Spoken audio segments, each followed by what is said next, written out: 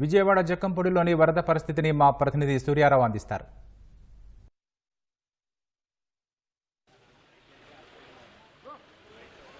జక్కంపూడి కాలంలో వరద ఉధృతి కొనసాగుతుంది. ఓవైపు సహాయ పునరావాస కార్యక్రమాలు ప్రభుత్వం చేపడుతుంటే వర్షం అయితే ఆటంకంగా మారింది.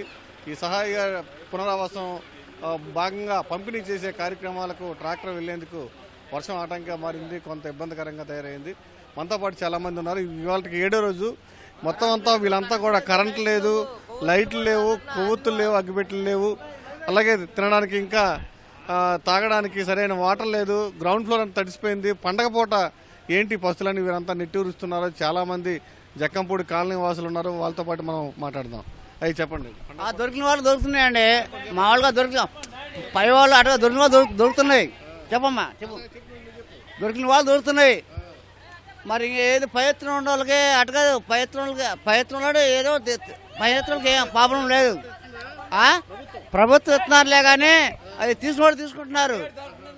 ఏం దొరికినోడికి ఏం లేదు. వాళ్ళు ఏది అండి ఒక లైన్ లేదు, పత్రం లేదు.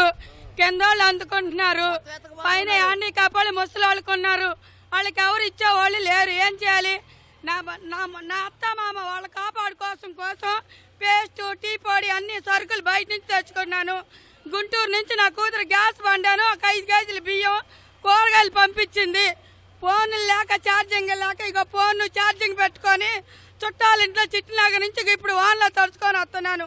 మా పరిస్థితి అంటే పైన ఉన్న వాళ్ళ పరిస్థితి, కింద ఉన్న వాళ్ళకి కాసా కొద్దిగా అందుతున్నాయి.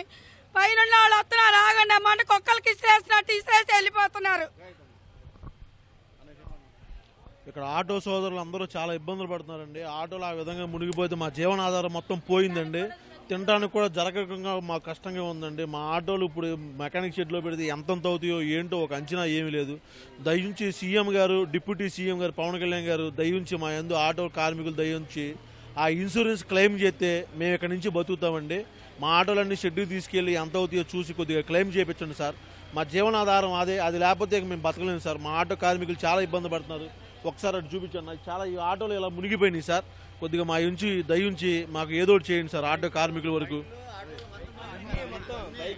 ఇంట్లో కరెంట్ లేదు సార్, గ్యాస్ పైలు అంటించుకోవడానికి గ్యాస్ లేదు, బియ్యం లేవు, ముసలోళ్ళు ఉండరు పైన. మేము ఎలా బతకాలి సార్ చెప్పండి? మీరే ఏదో ఒకటి చేయాలి సార్. అందిన వాళ్ళకి అందుతున్నాయి, ఇదిగో బయటకు వస్తే మాత్రం అందుతున్నాయి, లోపలికి రావట్లేదు సార్. మేము పైన ఉండాం కింద ఉండాం అని చెప్తున్నారు. ఎవరికి అందట్లే బ్లాక్ లో వాళ్ళకి. మగోళ్ళు నీళ్ళల్లో దిగితే గానీ ఆ భోజనాలు కూడా అందట్లేదు. మీరే ఏదో ఒకటి చేయాలి సార్. పవన్ కళ్యాణ్ గారు సార్, సీఎం సార్, మీరే ఏదో ఒకటి చేయండి సార్. అందరం చాలా ఇబ్బంది పడుతున్నాం. ఇది బాధితుల ఆవేదన. మొత్తం మీద ఈ వర్షంలో కూడా సహాయ కార్యక్రమాలు అయితే కొనసాగుతున్నాయి. కాకపోతే కొందరికి దొరుకుతున్నాయి, కొందరికి లబ్ధిదారులకి మాకు తేలిక మంత్రులు లేవు. మంత్రులు మేము సత్తానా మేము వస్తాను కానీ ఈ పక్క ఇచ్చా మా పక్క ఇవ్వట్లేదు. అంతే సంగతి. మనకి మంచినీళ్ళు వస్తే బాగుండు. మంచినీళ్ళు ఫుడ్ దొరకలేదు మాకు. వెనకాల వాళ్ళకి ఇస్తుంటే ఎదరోళ్ళకి ఇస్తున్నారు అన్ని బోనాలు అయ్యి. వెనకాల వాళ్ళకి మాత్రం అందట్లేదండి ఎవరికి బోనాలు. వెనకాల ఎవరికి అందట్లేదు అండి. ఎదరోళ్ళు మాత్రం అందుకుంటున్నారండి. తీసుకుంటే మాయే అంటున్నారు వాళ్ళు.